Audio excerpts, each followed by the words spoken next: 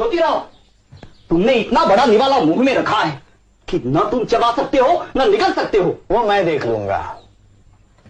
इस बार क्या तमाशा खड़ा किया है हेरम शास्त्री? ये पुस्तक, ये तुमने कैसे जुर्रत की कहने की कि मनु ने शूद्रों पर गुलामी ला दी? जाति प्रथा तो वेद की आज्ञा से पैदा हुई।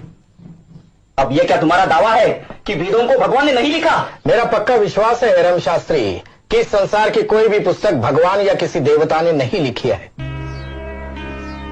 अगर कुछ लोगों को यह मानने में परम आनंद होता है कि वेदों का निर्माण ईश्वर ने किया है तो वो खुशी से अपना भ्रम पाला करें, लेकिन शूद्रों और अतिशूद्रों को इस भ्रम से दूर ही रहना चाहिए, क्योंकि ये धार्मिक कहलाने वाले ग्रंथ ही उन्हें गुलामी में जकड़ते हैं।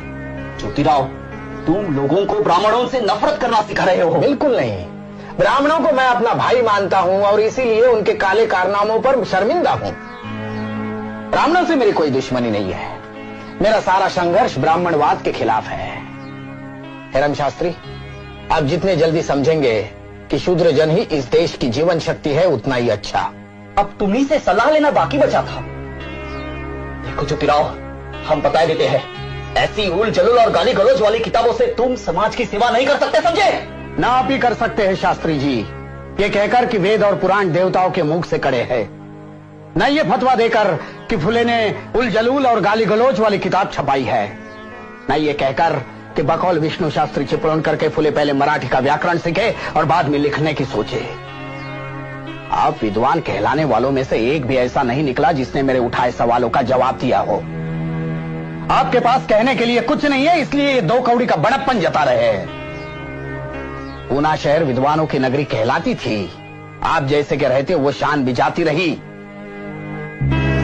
हेरम शास्त्री, आप हमारे साथ न चलकर देश को डुबो रहे हो।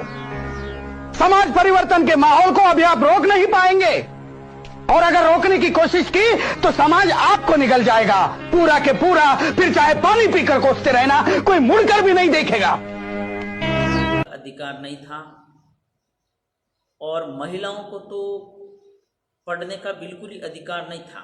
उस समय सावित्रीबाई का विवाह ज्योतिबा फुले से हुआ था। उस समय मात्र उनकी उम्र 9 वर्ष की थी और ज्योतिबा 12 वर्ष के थे।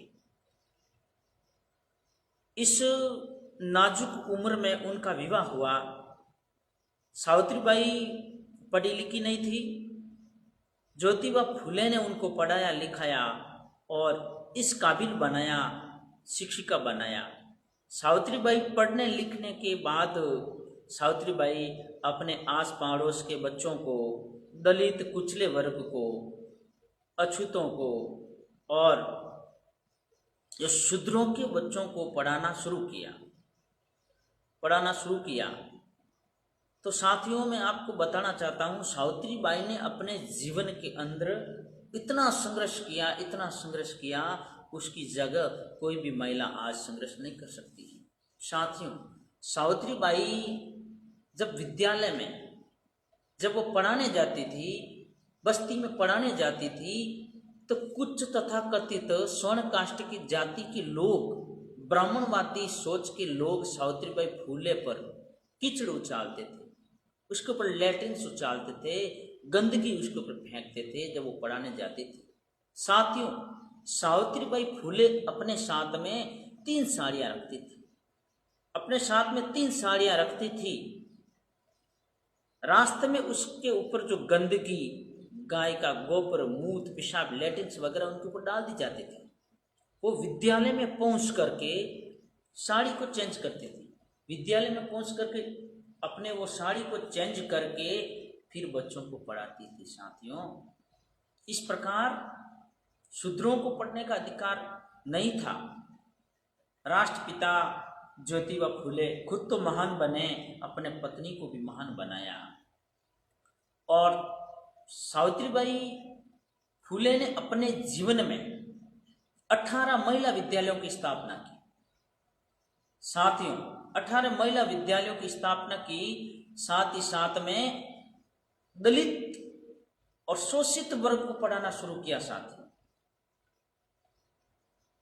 आज 3 जनवरी सावित्रीबाई फुले का जन्मदिन है, इसलिए माँ सावित्रीबाई के जन्मदिन पर माँ सावित्री बाई को जन्मदिन की बधाई और धम कामनाएं और नमो बुदाय।